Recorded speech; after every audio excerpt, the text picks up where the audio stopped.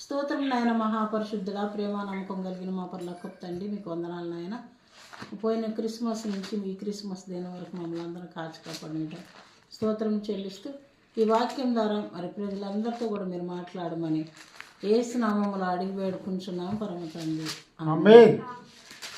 అయితే మా బెరాక church and ministries నుంచి మరి మీ అందరికీ శుభవర్తమాని క్రిస్మస్ శుభ సందేశాన్ని మరి మీకు తెలియచేయాలని ఈ వర్తమానాన్ని మీ దగ్గర తీసుకొచ్చాను. అందరూ కూడా పరిశుద్ధాత్మ దేవుడు మన మధ్య ఉన్నాడు. అందరూ కూడా ఆసక్తితో మరి ఈ వాక్యాన్ని వినవలసిందిగా మనందరి జీవితాలు యేసు ప్రభు జన్మించాడు కాబట్టి మన సంతోషంలో ఈ వాక్యాన్ని మనం అందరం కూడా విందాం. అయితే మరి లూకాసు వార్త 2వ అధ్యాయము 8వ వచనము నుంచి 14వ వచనం వరకు.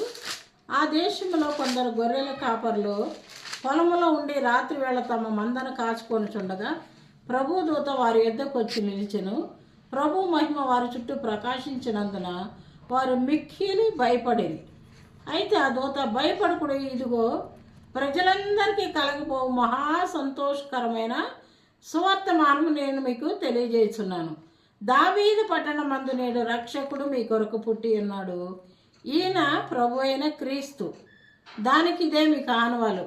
ఒక శిశువు పొత్తిగుడ్డలతో చుట్టబడి ఒక తొట్టిలో పరుండబెట్టి పండుకొని ఉండటం మీరు చూసేదురని వారితో చెప్పాను. వెంటనే పరలోక సైన్య సమూహము ఆ దూతతో కూడా నుండి సర్వోన్నతమైన స్థలముల్లో దేవునికి మహిమయు ఆయనకి ఇష్టలైన మనుషులకు భూమి మీద సమాధానము కలుగునుగా కానీ దేవునికి స్తోత్రము చేయుచుండెను. అయితే మరి యేసు ప్రభు వారు జన్మించే ముందు దేవుడు కొన్ని మరి మనకి సూచనగా చూపించాడు. ఏంటంటే ఆ దేశంలో కొంతమంది గొర్రెల కాపర్లు, ఆ గొర్రెల కాపరు ఏమైందంటే పొలంలో ఉండి రాత్రి వేళ వాళ్ళ మందను కాచుకొని చుండగా మరి ప్రభుతో వారి యొద్దకు వచ్చి నిలిచి ప్రభు మహిమ వారి చుట్టూ ప్రకాశించినందున వారు మిక్కిలి భయపడిరి. అయితే మరి చాలామంది గొర్రెల కాపర్లు రాత్రి వేళ మరి తోడేళ్ళు కానీ ఏమైనా ఎత్తుకుపోతే ఏమైనా అని గొర్రెల చుట్టూరా వాళ్ళు ఏం చేస్తారంటే చలిగాచుకుంటూ నిద్రపోకుండా ఉంటారన్నమాట. ఆ సమయంలో దూత మరి వాళ్ళ దగ్గరికి వచ్చి వాళ్ళతో మాట్లాడుతూ ఉంది. ఏమని? మరి ప్రభు మహిమ వారి చుట్టూ ప్రకాశించినందుకు వారు మిక్కిలి భయపడ్డారు. అంటే ఆ దూత వచ్చినప్పుడు దేవుని యొక్క మహిమ అక్కడికి వెళ్ళిందనమాట. వెళ్ళినప్పుడు అక్కడున్న గొర్రెల కాపర్లందరూ కూడా మిక్కిలి భయపడారు. అంటే చాలా బాగా ఎక్కువగా భయపడ్డారు. ఎందుకంటే అలాంటి ప్రకాశమానమైన అంత వెలుగును వాళ్ళు ఎప్పుడు చూడలేదు. దేవుని యొక్క మహిమ అక్కడికి వెళ్ళిందనమాట. ప్రభుదూత వెళ్ళంగానే ఆ దూతతో పాటు దేవుని యొక్క మహిమ కూడా అక్కడికి వెళ్ళింది. అందుకే వాళ్ళు అంత వెలుగునే, చాలా గొప్ప వెలుగు దేవుని యొక్క మహిమ వాళ్ళ దగ్గర ప్రకాశించిన వాళ్ళు ఏం చేశారంటే మిక్కిలి బాగా ఎక్కువగా భయపడ్డారు. సడన్గా ఏదైనా జరిగినప్పుడు మనం కూడా భయపడతాం. వాళ్ళు అలాగే ఏంటి ఎంత పెద్ద వెలుగని వాళ్ళు భయపడుతూ ఉన్నారన్నమాట.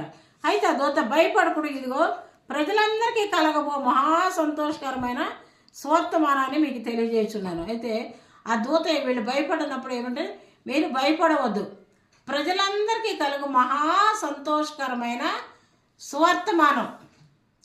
ఏం సువర్తమానము చెప్పాడంటే మరి ఇక్కడ దావీదు పట్టణమందు నేడు రక్షకుడు మీ కొరకు పుట్టి ఉన్నాడు, ఈయన ప్రభు అయిన క్రీస్తు. అంటే దావీదు పట్టణమందు అంటే మరి చాలామంది మరి దావీదు వంశంలోనే యేసు ప్రభు వారు పుట్టారన్నమాట. దావీదు పట్టణమునందు మరి నేడు మీ కొరకు రక్షకుడు పుట్టి ఉన్నాడని చెప్తారన్నమాట. అంటే రక్షకుడు అంటే మరి మనం రక్షించేవాడు. అయితే మత్తయి సువార్త 1వ అధ్యాయం 21వ వచనంలో కూడా ఏముంటుందంటే ఆమె ఒక కుమారుని కనును, తన ప్రజలను వారి పాపం నుండి ఆయనే రక్షించును, కనుక ఆయనకి యేసు అని పేరు పెట్టుదు అనెను.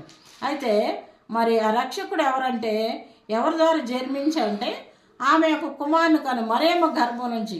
ఆమె పైన మనం కొంచెం చదువుకుంటే 20వ వచనంలో మత్తయి సువార్త 1:20లో అతడు ఆ సంగతుల గురించి ఆలోచించుకుని, ఇదిగో ప్రభుదూత స్వప్నమందు అతనికి ప్రత్యక్షమై, దావీదు కుమారుడైన యేసోపు నీ భార్య అయిన మరియను చేర్చుకున్నటకు భయపడకము, ఆమె గర్భం ధరించినది, ఆమె పరిశుద్ధాత్మ వల్ల కలిగినది, ఆమె ఒక కుమారుని కనును, తన ప్రజలను వారి పాపముల నుండి ఆయనే రక్షించును గనుక ఆయనకి యేసు అని పేరు పెట్టుదు అనెను. అయితే మరి ఆ ప్రభుదూత ఇక్కడ కూడా చూడండి, ఆ ప్రభుదూత మరి యేసోపు స్వప్నమందు ప్రత్యక్షమయ్యి భయపడవద్దు అంటే ఆమె ప్రదానం చేయబడిన గర్భవతి అయిందనమాట. అంటే పరిశుద్ధాత్మ వల్ల ఆమె గర్భం ధరించి కాబట్టి ఆ యేసోపుకి నువ్వు భయపడవద్దు. అక్కడ కూడా ఏం చేయడం, భయపడవద్దని గొల్లలందరికీ చెప్పింది. ఇక్కడ కూడా యేసోపుకి భయపడవద్దు, ఆమె గర్భం ధరించింది, పరిశుద్ధాత్మ వలన గర్భము ధరించింది అనమాట. ఆమె ఒక కుమారుని కను, తన ప్రజలను వారి పాపముల నుండి ఆయనే రక్షించును కనుక ఆయనకి యేసు అని పేరు పెట్టదు. అయితే ఆమె ఒక కుమారుని కని తన ప్రజల వారి పాపముల నుండి ఆయనే రక్షిస్తాడు కనుక ఆయనకి యేసు అని పేరు పెట్టుదను. అంటే మరి పరిశుద్ధాత్మ వలన మరేమో గర్భం ధరించింది కాబట్టి మరి ఆమె కుమారుని కన్నప్పుడు ఆయనకి యేసు అని పేరు పెట్టదు. అంటే మరి అందరి పాపముల నుంచి, అంటే పాత నిబంధనలో మనం చదువుకున్నప్పుడు ఏమైందంటే ఒకరు పాపం చేయడము గొర్రెను అర్పించడం, మరొకళ్ళు పాపం చేయడం మరి ఎడ్లను అర్పించడం, లేని వాళ్ళైతే పావురపు తెల్లగొవ్వలను అలాగూ మరి సమర్పించేవాళ్ళు. అది ఆ పాపానికే సరిపోద్ది. మళ్ళీ ఇంకో పాపం చేస్తే ఇంకో గొర్రెనే అర్పించాలి. అందుకని యెహోవా దేవుడు మరి యోహాను సువార్తలు అంటారు కదా 1వ అధ్యాయంలో, మరి ఆదియందు వాక్యం ఉండేన, వాక్యమే దేవుడై ఉండేనని. అయితే ఆయన యెహోవా దేవుడు మనల్ని యేసు ప్రభు వారి కంటే కూడా ఎక్కువగా ప్రేమించి ఆయన ఏం చేశాడంటే తన కుమారుని మన కొరకు ఈ భూలోకాన్ని పంపించి మన కొరకు సిలువలో బలియాగాని చేశాడనమాట. అంటే తన కుమారుని కూడా, తన అద్వితీయ కుమారుని మనకి ఇయడానికి కూడా ఆయన వెనుకాడలేదు. అంటే యేసు ప్రభు వారి కంటే కూడా ఎక్కువ మనల్ని ప్రేమించాడు కాబట్టి ఆయన నరవతారిగా భూలోకములో పుట్టి తన ప్రజలను వారి పాపముల నుండి ఆయన రక్షించును. అంటే మనం చేస్తున్న పాపాలన్నిటిని ఆయన మీద వేసుకుని ఆయన శిలువ మరణాన్ని పొంది అక్కడ ఏమైందంటే తన ప్రజలను వారి పాపముల నుండి ఆయనే రక్షించును. అంటే మనందరి పాపాలని ఆయన మీద వేసుకుని ఆయన తర్వాత ఈ భూలోకానికి వచ్చిన తర్వాత ఆ సిలువల బలియాగమై మన పాపాలను ఆయన మీద వేసుకుని మనల్ని రక్షించాడనమాట. అందుకనే ఇక్కడేమో తన ప్రజలను వారి పాపముల నుండి ఆయనే రక్షించును. మనల్ని ఎవరో రక్షించలేరు. భర్త కొరకు భార్య, భార్య కొరకు భర్త, తల్లిదండ్రుల కొరకు పిల్లలు, పిల్లల కొరకు తల్లిదండ్రి, ఎవరు కూడా ప్రాణం ఇలేరు.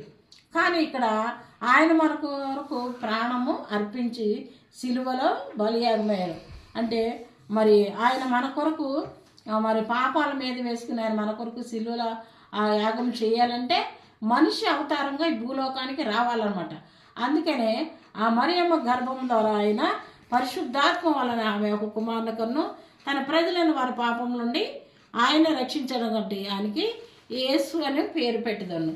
అయితే మరి లూకాసు వార్త మరి 2వ అధ్యాయం ఇప్పుడు మనం చదువుకున్నాం కదా, ప్రజలందరికీ కలగబో సంతోషకరమైన సువార్తమానము దావీదు పట్టణమందు నేను రక్షకుడు పుట్టి ఉన్నాడు. అయితే మనం అక్కడ మత్తయి సువార్త 1:20-21లో కూడా మనం చదువుకున్న ఇక్కడ రక్షకుడు పుట్టి ఉన్నాడు అన్నాడు.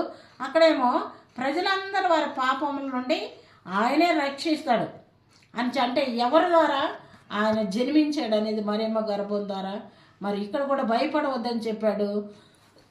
అక్కడ కూడా మరి యేసు ప్రధానమైన తర్వాత భయపడుతూ ఉన్నప్పుడు మరి ఎలాగని దూత కూడా అక్కడికి వచ్చి భయపడవద్దు, ఆమె పరిశుద్ధాత్మల గర్భం ధరించింది, ఆమె కుమారుని కానీ ప్రజలందరినీ వారి ద్వారా రక్షించాడు అని చెప్తాడు. ఇక్కడేమో మరి రక్షకుడు మీ కొరకు పుట్టి ఉన్నాడు అని ఇక్కడ గొల్లలకు, అక్కడేమో యేసోపుకు చెప్పాడు, ఇక్కడేమో గొల్లలందరికీ చెప్పాడు అనమాట. అయితే ఈయనే ప్రభు అయిన క్రీస్తు అని చెప్పాడు. దానికి ఇదే మీ కానువాలు, ఒక శిశువు పొత్తుగుడ్డలతో చుట్టబడి ఒక తొట్టిలో పండుకొని ఏంటంటే మీరు చూసేదరైన వార్త చెప్పాడు. అయితే మరి అందరేమో మనం ఒక మంచి బిల్డింగుల్లోనూ కొంతమంది హాస్పిటల్లో హాస్పిటల్లోనూ డెలివరీ అవుతారు. అయితే ఇక్కడ మరి మీకనే ఒక శిశువు పొత్తుగుడ్డలు చుట్టబడి ఒక తొట్టెలో పండుకుని ఎండుట మీరు చూసేదరని వార్త చెప్పాడనమాట. అయితే మరి ఆయన చాలా దీన స్థితిలో పశువుల తొట్టిలో ఆయన జన్మించాడనమాట. అంటే ఆయన ఎంత గొప్ప రాజులకు రాజు ప్రభులు ప్రభు ఆయన ఎంతో తగ్గించుకుని మరి ఆయన ఎక్కడికి వెళ్ళినా ఆమెకి స్థలం ఇవ్వలేదు. కానీ ఎక్కడ మరియమ్మకి యేసోపుకి స్థలము దొరక ఆ పశువుల పాకలకు వెళ్ళినప్పుడు ఆ పశువుల తొట్టిలో ఆయన పొత్తిగుడ్డలు చుట్టబడి ఒక తొట్టిలో పండుగని మీరు చూసేదరని వారితో చెప్పాడు అన్నమాట గొల్లలతో. వెంటనే పరలోక సైన్య సమూహం ఆ దూతతో కూడా నుండి సర్వోన్నతమైన స్థలములో దేవునికి మహిమయు ఆయనకి ఇష్టలైన మనుషులకు భూమి మీద సమాధానం కలుగును కాకని దేవునికి స్తోత్రం చేయుచుండని. అయితే ఎప్పుడైతే ఆ దూత మరి పొత్తుగుడ్డలు చుట్టబడినప్పుడు మీరు చూసుదరని చెప్పినప్పుడు వెంటనే పరలోక సైన్య సమూహం ఏమందంట, దేవునికి మహిమయు ఆయనకి ఇష్టలైన వారికి భూమి మీద సమాధానం కలుగును కాకని దేవునికి స్తోత్రం చేయుచుండెను. అంటే మరి సర్వోన్నతమైన సమలంలో దేవునికి అంటే పరలోకమంతా కూడా భూలోకమంతా కూడా సర్వోన్నతమైన స్థలముల్లో దేవునికి మహిమయు భూమి మీద వారికి ఇష్టలైన వారికి సమాధానం కలుగును కాకని దేవునికి స్తోత్రం చేస్తున్నారంట.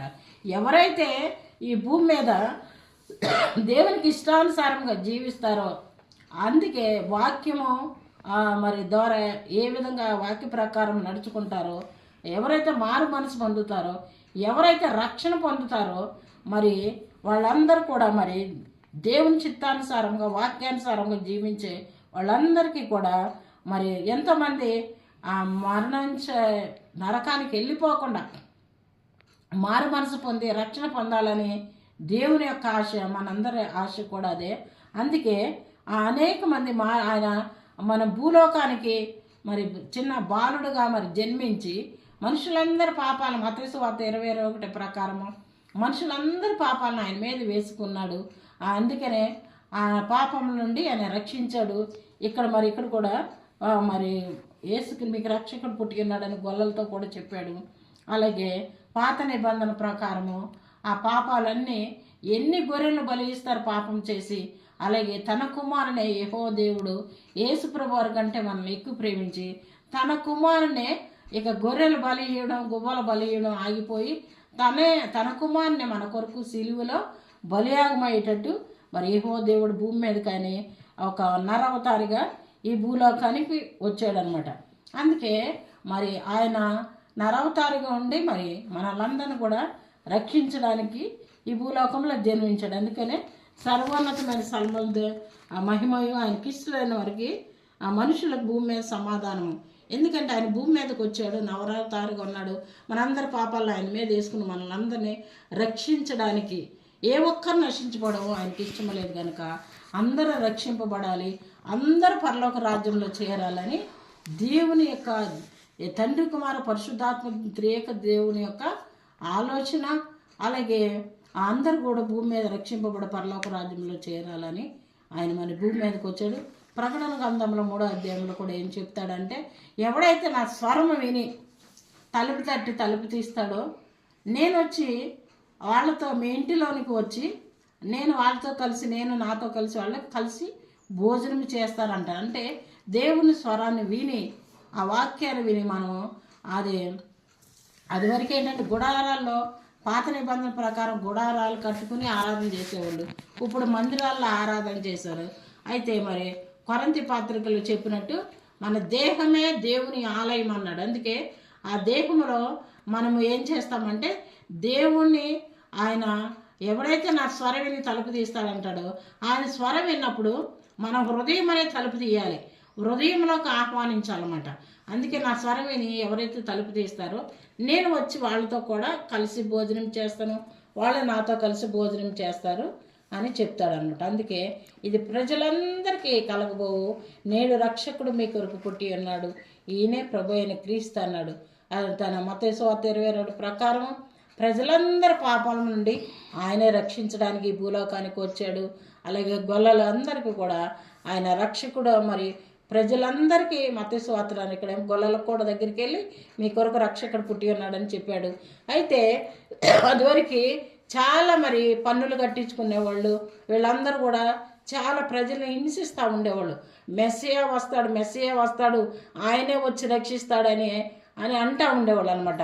ఆయనే యేసుక్రీస్తుగా మరి భూలోకాన్ని జీవించి ప్రజలందరి పాపం నుంచి ఆయన రక్షించాడు. కాబట్టి ఆయనే ప్రభు అయిన క్రీస్తు. అంటే క్రిస్మస్ అంటే దేవుని ఆరాధించడం అన్నట. ఆ విధంగా ప్రజలందరినీ విడిపించి మనందరికి రక్షణ తీర్చడానికి ఈ భూలోకానికి వచ్చి ఉన్నాడు. ఈ వాక్యము మనందరి హృదయాల్లో దీవించబడును గాక. ఆమేన్. అందరికీ క్రిస్మస్ శుభాకాంక్షలు. మా బెరాకా మినిస్ట్రీస్ చర్చి తరపు నుంచి మరి వింటున్న మీ అందరికీ కూడా దేవుని యొక్క శుభములు ఆశీర్వాదములు కలిగి ఉండాలని ప్రార్థన చేసుకున్నా. స్తోత్రం నాయన, మహాపరిశుద్ధుడా, ప్రేమ నమ్మకం కలిగిన మా పరలోకపు తండ్రి నాయన, ఈ క్రిస్మస్ మరి ఈ శుభదినంలోనైనా అందరూ కూడా నాయన మీ యొక్క జన్మదినాన్ని బట్టి అందరూ సంతోషంగా గొల్లలకి ఏ విధంగా అయితే సువార్త తెలియపడిందో ప్రభా, ఆ విధంగా మా అందరూ ఎవరైతే రక్షణ లేకున్నారో ప్రభా, వాళ్ళందరూ కూడా రక్షింపబడడానికి నాయన మీ పరలోక రాజ్యంలో వారసులు అవ్వడానికి, అలాగే నేను ప్రతి కుటుంబాన్ని కూడా దీవించి వాళ్ళ అవసరాలను తీర్చి, ముఖ్యంగా ఎవరైతే రక్షణ లేకున్నారో వాళ్ళందరూ కూడా రక్షింపబడాలని ఆశిస్తూ ఈ ప్రార్థన అందరినీ దీవించి ఆశ్రయించమని యేసు నామములో అడిగి వేడుకుంటున్నాం పరమ తండ్రి. ఆమేన్. అలాగే చూస్తున్న మీ అందరూ కూడా నా వందనాలు చెల్లిస్తాను. మా బెరాకా చర్చి మినిస్ట్రీస్ కొరకు ప్రార్థన చేయండి. అలాగే మా మందిర స్థలం కొరకు ప్రార్థన చేయండి. ఎవరైనా ప్రేరేపించబడిన వాళ్ళు కూడా మరి కానుకలు పంపించవచ్చు. అలాగే మా ప్రతి నెల పాస్టర్ల మీటింగ్ ఎవరైనా రావాలనుకున్నాడో ఆ ఫోన్ నెంబర్ కూడా మీరు చెప్పవచ్చు. అందరికీ వందనాలు చెల్లిస్తా ఉన్నాను. ఆమేన్.